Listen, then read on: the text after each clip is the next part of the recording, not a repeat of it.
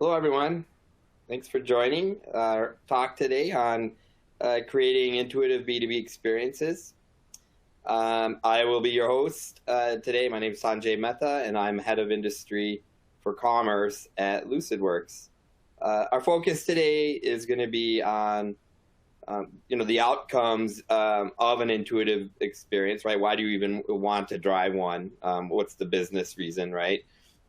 The actual practical strategies, and then some examples or showing. What I'm going to focus on more is more the showing than telling. I think we know all of us are usual more consume things visually, so I'm going to focus on kind of showing things in practice. Just a little bit about Lucidworks for those of you who might not be familiar. We kind of our focus has been primarily in search. We're the company behind Solar. We do have over 400 customers and numerous B2B customers. I'm highlighting a few here, such as Lenovo and Parker and Newpig. When we think about our space, in particular on B2B, e-commerce and the selling motion is obviously an important aspect. But let's not forget other areas of experience like customer service, self-service that are big in B2B, and even incorporating potentially enterprise and knowledge management into that experience. And we'll focus a little bit more, particularly on commerce today, but I'll definitely address some of these others. Just a little bit about me. I've been in e-commerce over 20 years. May have met with many of you on the phone at some point. I've come from platform engineering, then went to consulting and solutions and go to market. I've worked with hundreds of customers, both B2B, B2C, globally. I think if you think about my focus, especially area that I get really excited about is applied AI and ML to e-commerce applications, and personalization being kind of one area I've been focused on quite a bit throughout my career.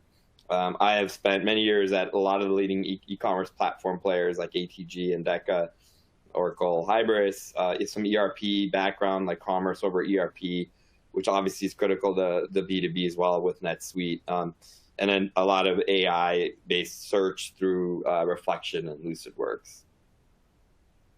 On the side, I'm a musician as well, which you probably see a lot of us technologists doing.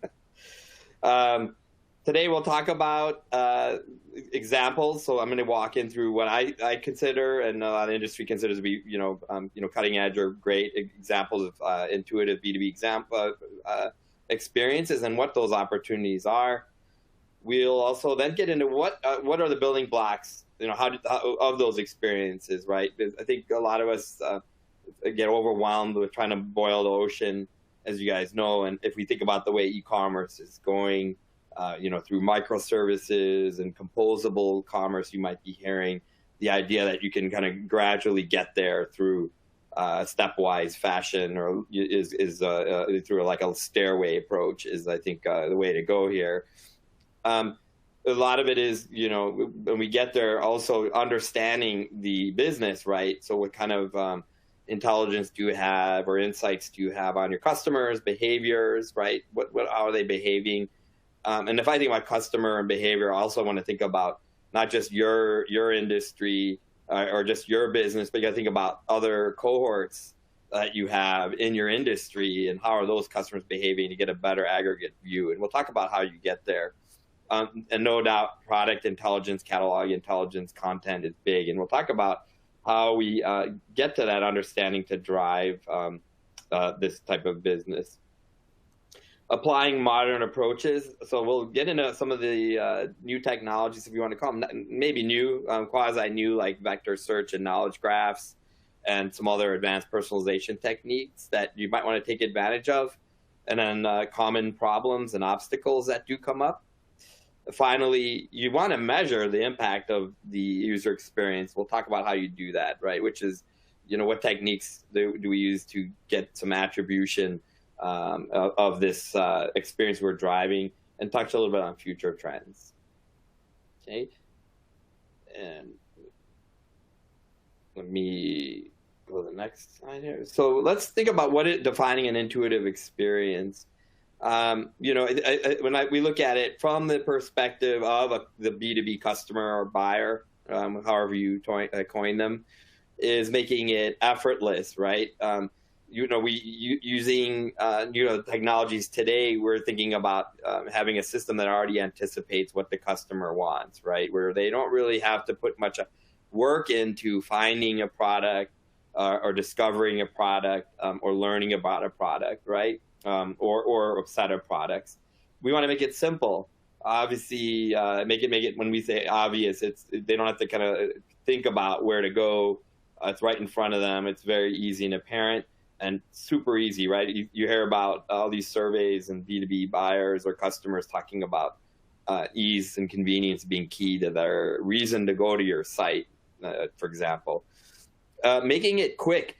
We want to reduce the number of steps to purchase, right? We want the system to have enough intelligence to surface items without having the customer go down numerous filters or numerous trajectories to get to their purchase, right? And so part of that also is making it instantaneous and taking advantage of some client side or app technologies to surface items very rapidly, right? And people don't have tolerance to wait anymore, as we know. We also want to introduce experience that leaves little room for error, right? We know that's the worst thing that can happen in B2B with sort of mission critical purchases. And that also talks about the idea of synchronization in real time.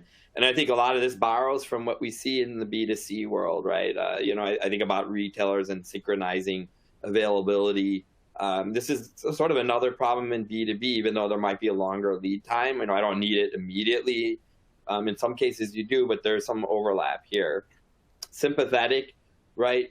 So we are not just getting to be product here, the product focus, getting the product, but being more customer focused, really understanding their industry, what job they need to get done, what's their application. So we want to talk about getting to that, and I'm going to show some examples of how that's done. Consistent is also a big one, right? And many of you deal with your customers online, web, mobile, through sales reps, salespersons, call center, and some of you guys have stores, right, as well, or in person. How do we create a consistent, seamless journey? And we'll talk about just getting there, because that's obviously critical too. You don't want to have disjointed experiences, and so we'll talk about those connected aspects. And finally, this is even getting into more of the future trends, but we're going towards more something that's interactive, right? It seems more one-to-one and conversational and immersive.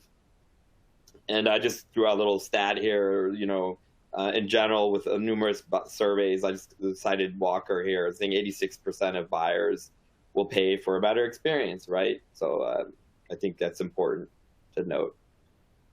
Again, I think most of you are in B2B, so we want to honor kind of all these assumptions throughout the experience. And I'm not going to go into way much detail, but we all are familiar when we think about experiences being organizational level, role level, persona within the organization, department. So we're dealing with that kind of hierarchy and talking about that type of experience, even through those different layers.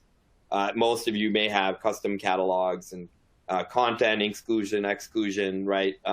And a lot of this might be coming in from contractual tools like CRM. So that's, I think, again, an important piece of having an experience that's in a way constrained to the catalog items that they have, which can be a benefit too, right? To keep it more simple and within that scope, right, of that customer's pricing promotion. So there's a lot, but this pricing, we're taking into account different inventory assignments by customer, entitlements to even content that some of you may have.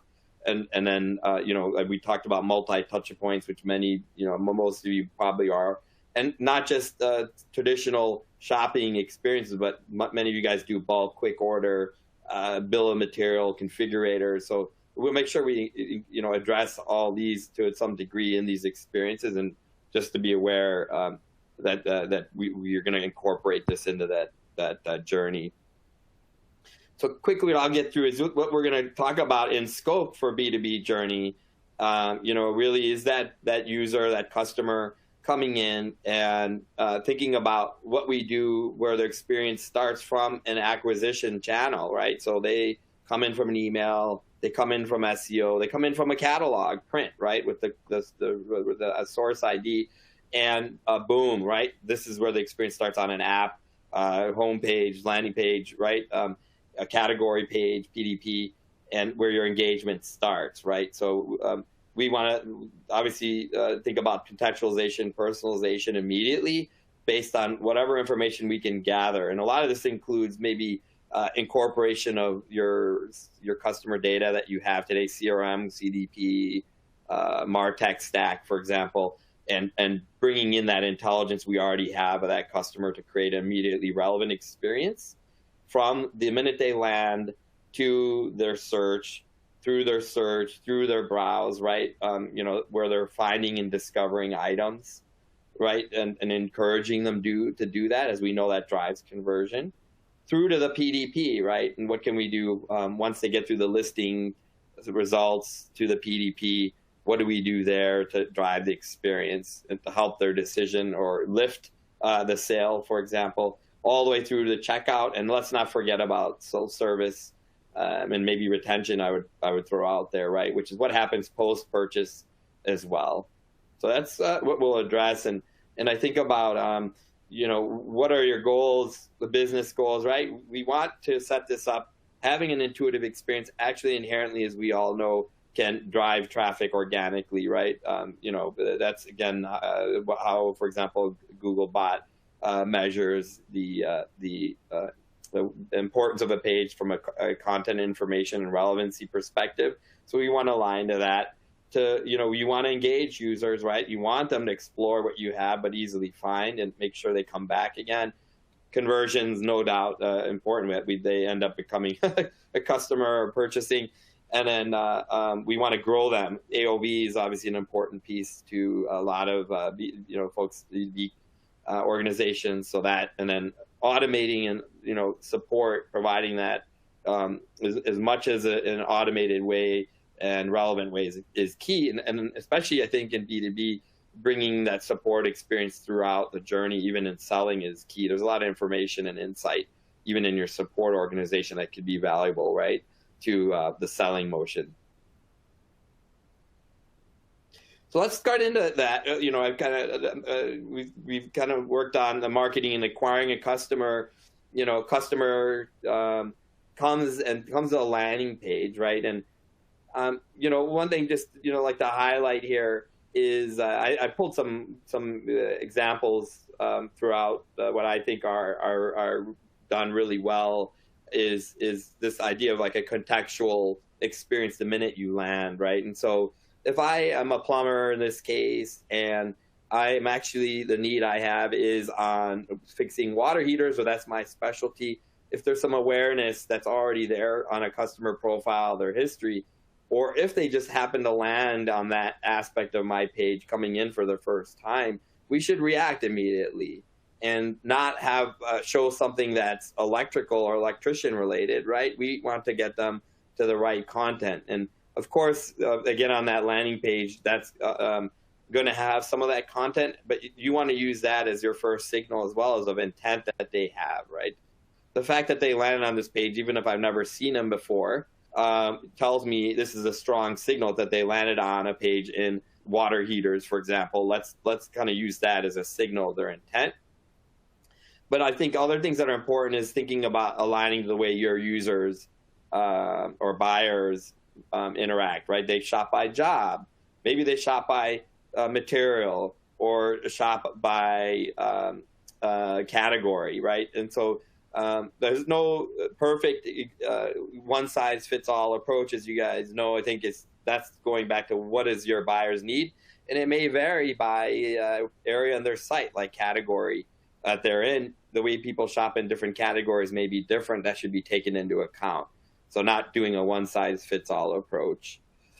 I think contextual recommendations, too, are important. And more important, there's an opportunity here for you to increase the sale and AOV, right, through some compelling recommendations that are related to that job context.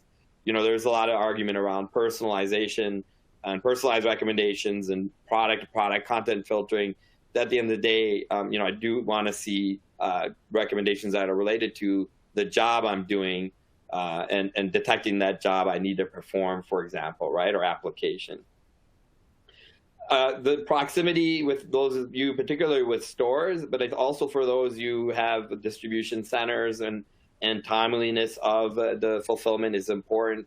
Incorporating availability, not just stock level, but proximity to the user is, I think, very key now. That's what we're seeing a lot of folks, take into account from a buying perspective, both B2B and B2C. And so, I think that is important. And obviously how quickly they can get the item is important just as much as it is now with B2C to B2B. But also incorporating content. This helps with also not only the user making the experience more enriched, but also helping with SEO, as you guys probably are pretty familiar with, especially if you're in marketing, having this enrich the experience. So here, incorporating plumbing projects related to water heaters and videos are, again, a magnet too, especially for buyers.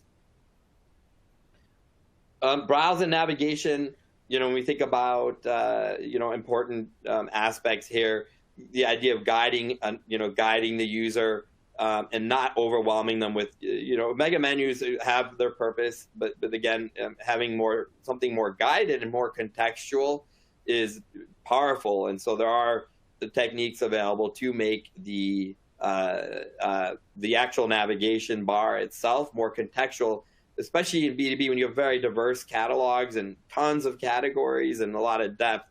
It makes sense potentially to have these browse paths being personalized or ranked based on the context or industry or even to that individual organization. So that is possible to do, and something to consider. But also think about also using that to leverage the purchase path where you're still introducing products that potentially have the most relevance to that user for that given category, like a hover that they're looking at, right? To present that so that we bypass kind of the level of effort they need to get to that purchase. Here's another example where we're using some visual aspects where, kind of customers know exactly what they're getting into, and they can flow right through the navigation to a product versus having to go through category filters or other navigation or search. So it's all about shortening the path to purchase, right, and encouraging discovery at the same time. So here, we have predicted products, the traverse hierarchies, visual navigation, and these things I talked about.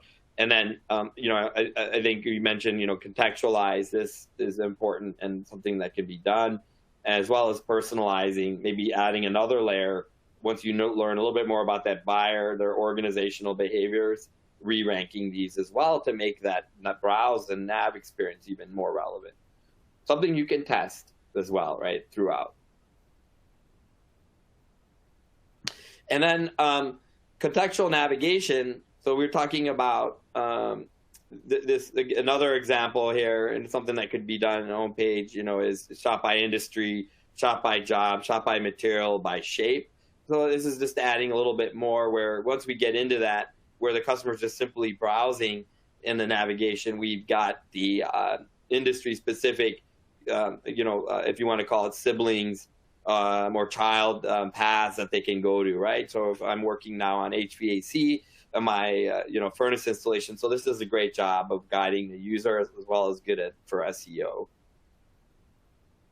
Type ahead. This is another, this is a great opportunity.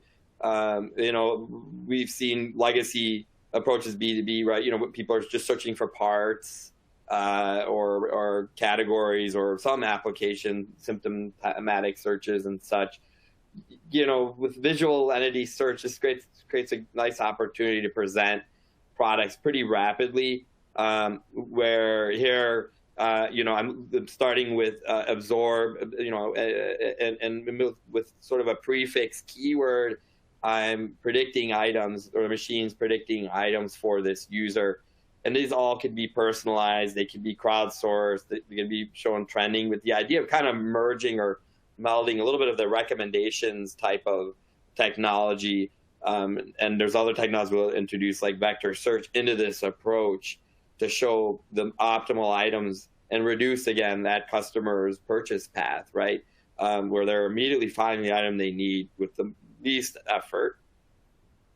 Here we were incorporating things like similar customers, right? So there's a cohort, and it could be cohort by your industry or trade, or it could be more deeper than that, specifically by your user behavior, right? And your location. That would be another example. Here we have another example of using suggestions, right? So we know there's a lot of jargon in B2B, particularly industry-specific language, right? And so we'll get into knowledge graphs and incorporating some of that as well. But Did You Mean's a great tool to use for suggesting synonyms, for example, through some synonym learning, but also accelerate that customer to even helping discover other items they may have thought about. Okay. Search, here we have an example, plumber and electrician. They're both searching the same keyword, and I'm teasing some more personalization in here. But since we may have some insight, it could be based on a first-time user that they landed on a category that allowed us to decide that they were an electrician, or a category or page that allowed us to guess with a high probability that they're a plumber. We will show or re-rank the results accordingly. Here, I come in and I'm searching for fittings. And as a plumber, I'm seeing plumbing-related fittings simply. And as an electrician, I'm seeing electrical-based fittings. And it can get narrowed down to the type of plumbing need I have. Am I working on irrigation? Or am I working on internal, like water heating, right? But same thing with electrical, indoor, outdoor, all kinds of nuances that could be used. But personalization of results, I think, is an important aspect to be considered. And I'll talk about how we get there. A lot of it has to do with the kind of, marrying product data with customer behavior and analytics and understanding affinities. And maybe some of you guys may have that already, but there are techniques to get there as well.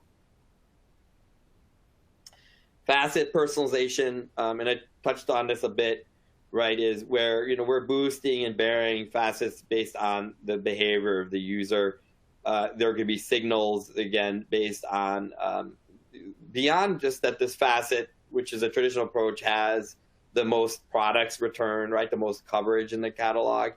There's importance to how do you sequence the values or the order of facets, right? Many of you may have catalogs, I've seen this, where you have hundreds of facets, right, for a given search result or even a category page.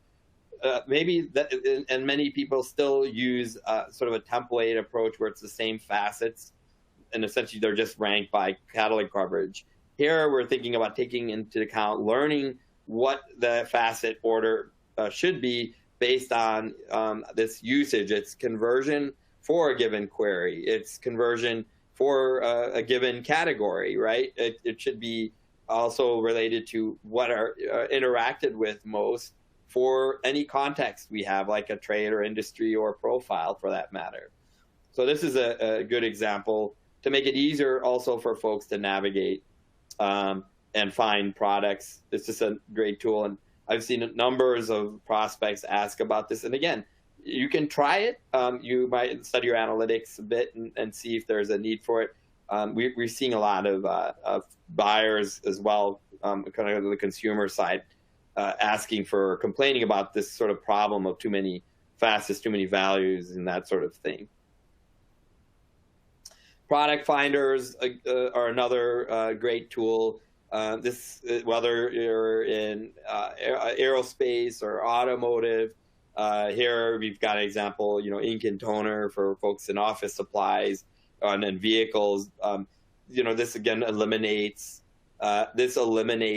quite a bit of uncertainty and reduces errors, as you know, by providing a fit. One thing I love about these from a personalization perspective is the fact that I get a lot of insight into the user, what actual use case they have.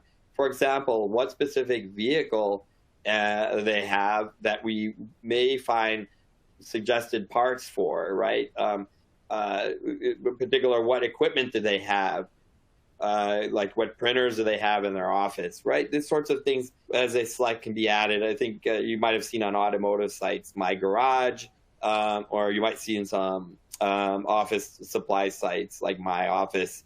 Those sorts of things are helping you build that insight on the consumer, as well as improving the experience. So this has been, I think, a number of you may already be using, but I think it's a powerful tool. And as well, think about the data you get, signals you get from this to add to your intelligence of that consumer if they don't give it to you explicitly, right?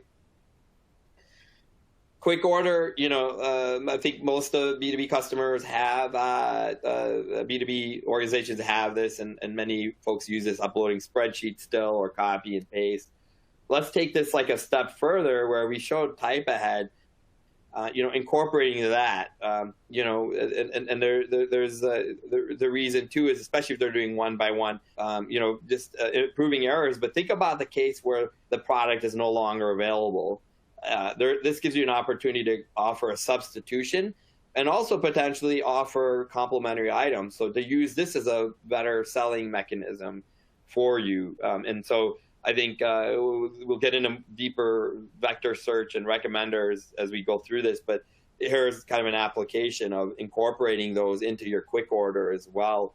Always keep the simple approach, but have an enhanced approach like this is something that could be compelling. We've seen some research show this is interesting to then B2B customers as well, and obviously categorical navigation if they need to help find items as well, especially if they're not matching by product number.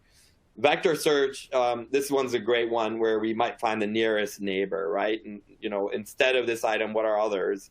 Recommendations are also good if they all obviously get to a specific product, where vector search we might use for more of a query if they're not using a specific part number. We can get a little bit more into those details, but these are techniques you can incorporate in type ahead, but as well as your quick order. Natural language processing, here is an example, where many of you probably are already using, voice assistants. So I think there's a lot of familiarity already here. And here, just using, entity extraction, for example, topic extraction, to bring in the proper products, allow more long tail queries. This gets more important when we think about voice, which is growing, right? Especially with B2B. I'll get a little bit more into that in the next slide, where you have more long tail queries. The pattern of going towards voice is going to be pretty high, I think, in general, just because of the nature of that and mobile. The other important aspect here, going back to personalization, is we get a lot of intent, as you can imagine, right? It might be the nature of the product, the category, the type, some qualities in this case. And so these sorts of things are important, where you may persist them across the user journey, right? That the customer has these preferences, particularly for products in the same category. So let's surface those rather than show them all kinds of random things. Okay, so that's going into voice, where we all probably maybe didn't realize how much we articulate from how many letters or characters per minute when we talk versus typing. Some folks are super fast at typing, but nothing like speaking still. So that idea, and the fact that the industry overall is moving more conversational, then this is something to definitely think about addressing if you haven't already. And this is an important aspect too, where we think about vector search having some more potential, particularly in long tail. This is an interesting area to explore and maybe try as well if you haven't already. Make sure you make it apparent that you have that capability to users. It does help you with your compliance with ADA, convenience, of course, being hands-free, depending on the nature of your buyers and what they're buying. They may have scenarios where this is preferable. And then thinking about not limiting it to just, it's great for product, but also content. think about order. B2B is not just product content, but it's order and transactional searches. It's payment searches, right? Invoice searches. All those sorts of applications can be used here, where system can even read back things. There's a lot of interesting technologies to think about there from the service side as well. Okay. Visual. So here I pulled some things from Granger, for example, who cited some success here, where visual search, again, is another tool to help make it easier, right? To find items, for a job, find all the requirements, required products for a job. Here, easy stuff is barcode scanning. For those of you who might use a Scan and Go or other in-store, this is sort of the same idea. Or item numbers or QR codes, right?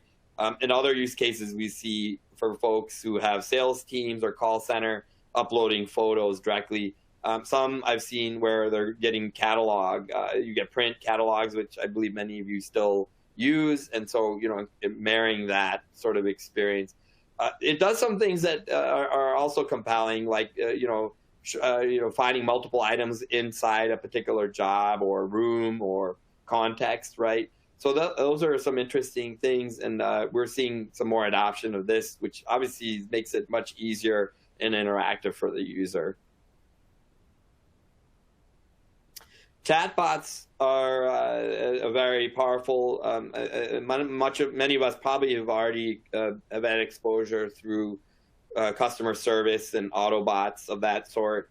So this from this context of incorporating it into being more interactive selling, the more we know about the user, the more we know about their context, the more informative we can make this sort of Q&A process from selling and guided selling. So here is just an example. This is the HubBot that I cited here, which kind of qualifies the user a little bit and helps guide them. And a lot of users, a lot of buyers, customers prefer this type. We're seeing massive growth in chatbot adoption overall in e-commerce. So this is something I think to also consider. Most research cites to just e-commerce overall going completely conversational. I don't believe it's out of the realm of reason within 5 or 10 years where this is how we're going to be interacting with sites, right? You're not going to have to really do much. The machine's going to prompt you. And we'll even get into other things with shopping bots where you might not even have to do that. So let's get into applying modern technologies and specifically areas, Lucidworks being particularly focused on information retrieval. I'll spend more time on that and knowledge graphs, vector search, and ML AI applications. So knowledge graphs. There's numerous ones out there, DBpedia, Wikimedia, Spacey, you might have heard. There's a lot of uses here. One, and I'll get into challenges as well, but to kind of touch on the idea of challenges many B2B organizations have is sparse data. You probably have sparse content, sparse product in many cases, maybe for some categories, for some suppliers that you have, manufacturers. So this does a great job of incorporating general, knowledge graph approaches where we uncover connections, relationships, attributes, build attributes, and labels that didn't exist already, and use that to improve things like cold start, where you don't know anything about the user, or you don't have much data, but we're still able to surface certain relevant results. It's great for synonym generation, as you can imagine. The important piece when we think about it, the customer is searching for a product, but that product's related to a goal. And so the idea that when you get this particular product, it's usually used in these situations, helps us identify or open opportunities, not only to improve and augment a search result, but also for recommendations, if you think about it, right? And complementary items. There's a lot of use cases. And so this is something to think about. And there's a lot of open domain-specific knowledge graphs out there. A platform, like Lucidworks makes it easy to plug in these sorts of things. And this is something to think about to help with that issue. And again, give you maybe a leg up against something like where Google, people are finding your products just on Google, for example. Semantic vector search, there's a lot of use cases that are out there. When I think about the common ones we see, this is great for substitutions, particularly if items are out of stock, or you don't carry an item where like a lexical query fails, where it doesn't find an item. It does a great job in that scenario. It also does a great job in finding items that like augment a result, right? So say you have a sparse result for a category or a search result, there's only 3, but you realize there are other relationships in the catalog, or relationships or important products that might be related to a goal, going back to kind of the knowledge graph. This allows you to augment a result. That's what I find to be more exciting as well, in addition to solving 0 results or out of stock or replacement. And many of you may also have the problem with discontinued items or competitor parts or competitor items. So this is actually a tool potentially to use, where we learn what other alternative products the user chose for a given query, right? And help surface good substitutions for that part competitor part number, for example. Here's some examples that just to show you in the wild. Here I'm searching for plexiglass. Obviously, didn't even spell it correctly, really none of these have in the index. None of these have indexed that particular field in the documents, but you can see it did a great job of showing the most relevant items for that, right? So glass sheets, because it knows the use case, right? Or it knows my actual purpose, the purpose of what plexiglass is used, and it's applying that, right? And so acrylic glass. So in the event I don't have plexiglass, it's doing a great job of finding the most closest, near what we call nearest neighbor products. Integrated graphs. So you're probably hearing a lot more too about graph technologies. So graph technologies are pretty compelling when you think about decomposing your catalog into all its attributes, what we call vectors as well, and this is also used in vector search, and then all your contextual user profile behaviors into vectors as well, or nodes, right? Which in B2B could be, again, I know I harp on it a lot, like the trade, the industry, the organization, and then all the other nuanced aspects of that organization. So if we think about graph-related technologies, we're able to build these connections between different sort of siloed data sets, if you will, and use machine learning really to identify some significant patterns. And I think personalization is a powerful one, where I look at a behavioral path of a user in a particular context, in a particular segment, and I'm able to understand what attributes are most important for products, right? So not just what products, but what attributes of products are important. That allows me to get much deeper into not just even a personalization use cases, but definitely relevancy. And I'm just showing simple ones like product and view. So a view event, for example, on your site ties back to a product item, right? In your catalog, that product item has a link to that product record in your PIM or in your e-commerce system, and that has all the attributes. So we're grabbing all that intelligence with each view event. And that view event also has context, right? What device, where did the customer come from, any other labels that you might send, like a segment from your MarTech stack. We're building that graph out, and then you have a pretty powerful localized graph on how your users are interacting with specific attributes, right? This is some of the most powerful stuff, I think, right now that you take advantage of. And there's numerous graph technologies you can incorporate, even open source ones. Moving into personalization, I try to build a little bit of, in practice, and we talked about personalization a bit in practice. Let's take a peel onion a little bit into the different layers that we want to consider. And and I'll try to relate it to your own usage of e-commerce sites, right? The first is like the context. For those of you who sell products that are location specific or location relevant or seasonal relevant or climate relevant, right? Context, that's an easy way, the tangible way to think about the context of a user.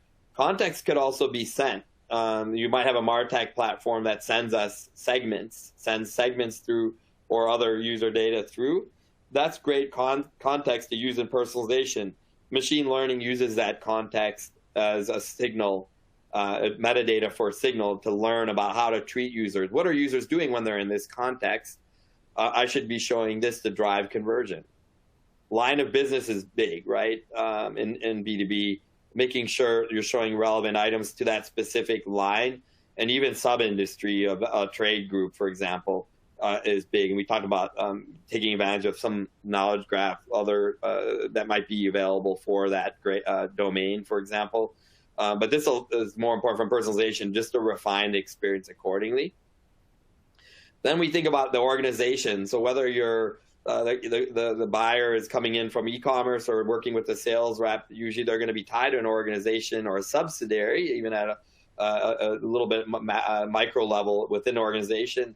There's an important area to interact, and think about what does the organization do specifically, and thinking about that organizational behavior.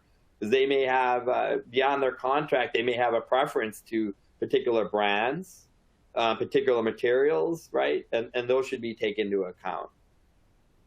Department division is getting even further down from the organization hierarchy.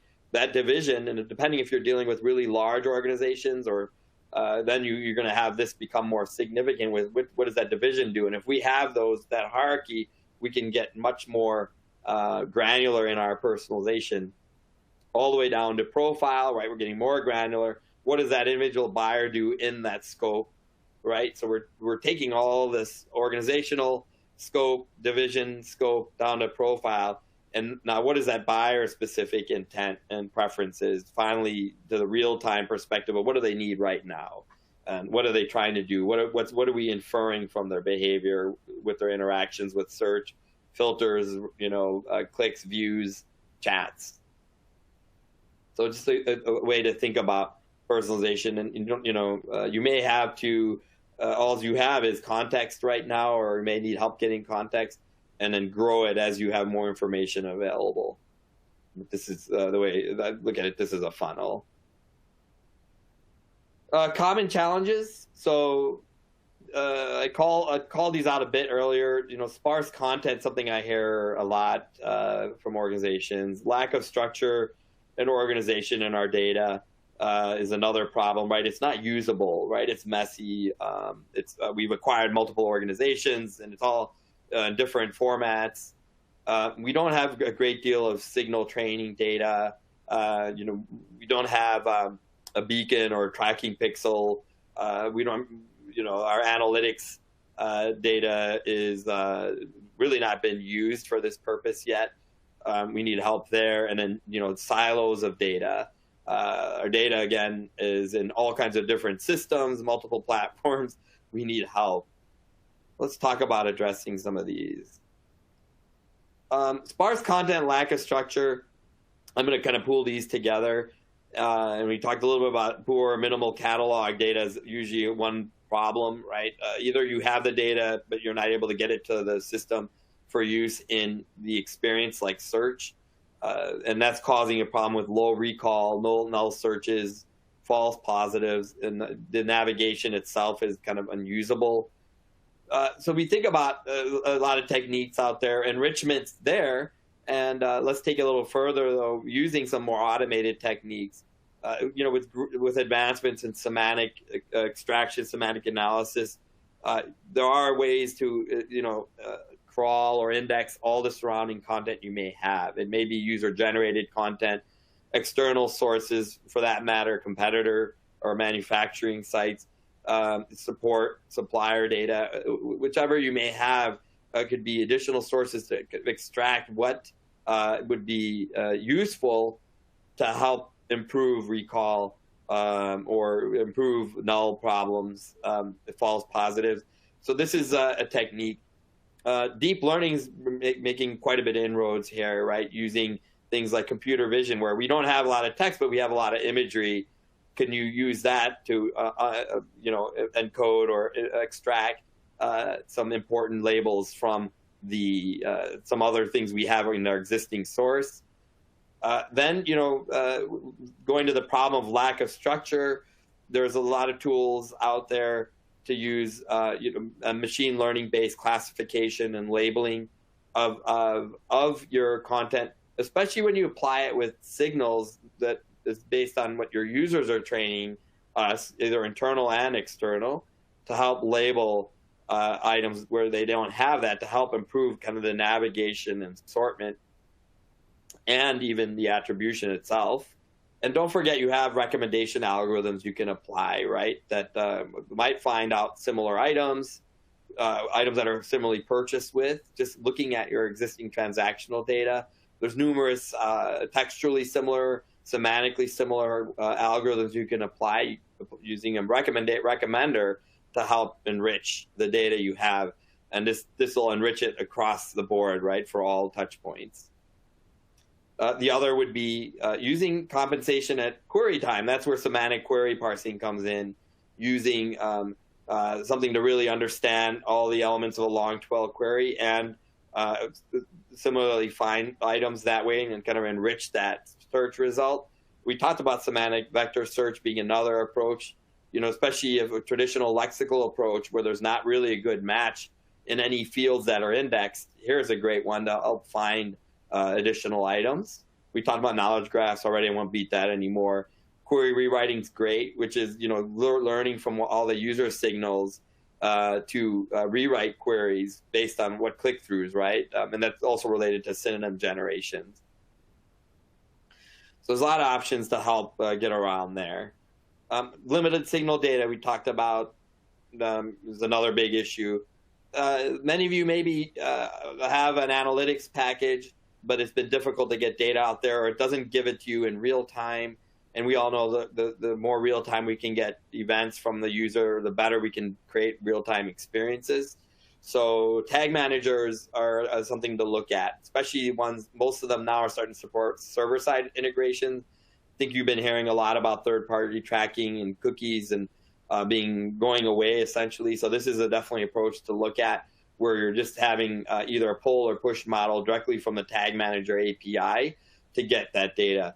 This also reduces the effort on your end, because you most likely have instrumented all these user events such as add to cart, view, compare, anything, product finder I talked about. Those events are great to have and most likely instrumented already, or hopefully. If not, we can talk about that, and getting that pushed over. Some analytic packages do have APIs directly, so that might be a way to go there and think about getting data streamed directly. Like Adobe has something called Stream, and talk about tag managers. Google Tag Manager has an API for those using that. Think about also the data you may have in other divisions of the organization, like your CRM or customer data platform team. That one is great too. They might have all this data already, to make sure you talk to them. They also have extra data that you may not have from other offline sources. And think about offline. Don't forget that most platforms will export historical data. That's great to also help inform a system. So don't worry necessarily if you don't have the ability to get things immediately. There's a lot of great data you might have, at least like a year's worth, in your system to incorporate. Customer data, again, going back to that usually takes that approach, but also adds extra data like building segments or affinities for different users and a lot more wealth in that individual profile. So that could be a great wealth of data for your user experience. Of course, catalog integration. That's either your print system, maybe you have more data there than your e-commerce, and trying to think about grabbing some of that and incorporating those signals where your customer actually links the catalog, like source ID, back to the e-commerce touch point, right, where we're getting some of that connection. ERPs, don't forget about that being a great tool. A lot of them already have APIs to get the inventory data. You do want to think about performance and scalability when you think about real-time calls there, of course. But the pricing, margin, financials, supply chain data, I think that's great. We're seeing a lot. We had another separate talk the other day around supply chain issues and increasing visibility, where suppliers are getting pushed to open more of their doors, actually what's going on, where's the product in its journey. Having that is valuable signal data that you should be considering. And then MarTech stacks have a ton of data around what's happening with the whole opportunity, lead opportunity, and ad campaigns and those sorts of things. So there's a lot here just to consider when look inside what you already have in other divisions is probably the takeaway. There is probably someone collecting a lot of this data. Let's see about getting it into your organization. And then data silos, like the biggest one I see is customer connected journeys. Like, hey, we have a different customer profile in this system, another customer profile in this system, in-store, app, call center, salespeople have something. You definitely, if you haven't already, think about standardizing that where we have a shared token. A system like Fusion can use that token and then drive a continuous experience on that token when it comes back across sessions or touch points. Then you're just calling one API, you're sending that token, and that way you're reanimating an experience from one touch point to the other. That's obviously huge for users, us customers who have using a retailer, even like Amazon, where you're using their app, you're using the experience on a mobile touch point, the iPad and your desktop, right? That connected experience, how it picks up is obviously where we all want to get to. So that's a big one.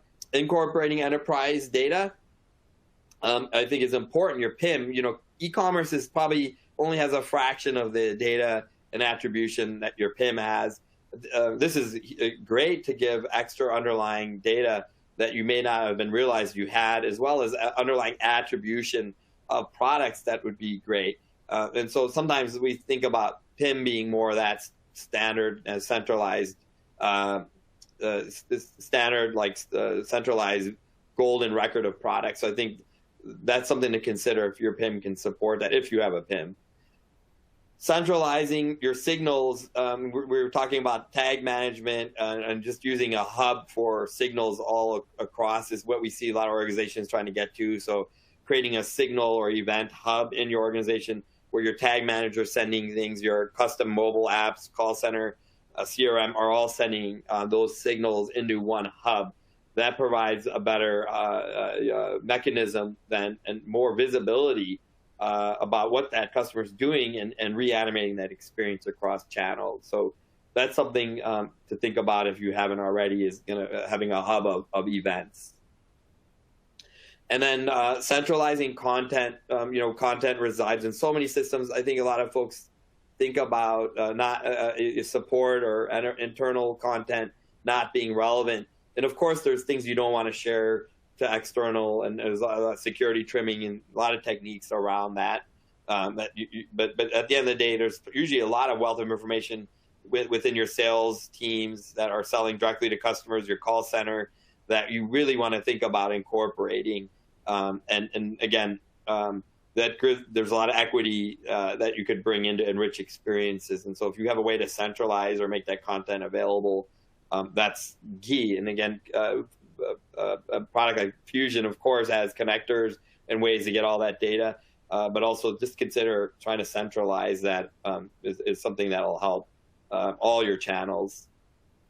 Finally, there's a little future trends.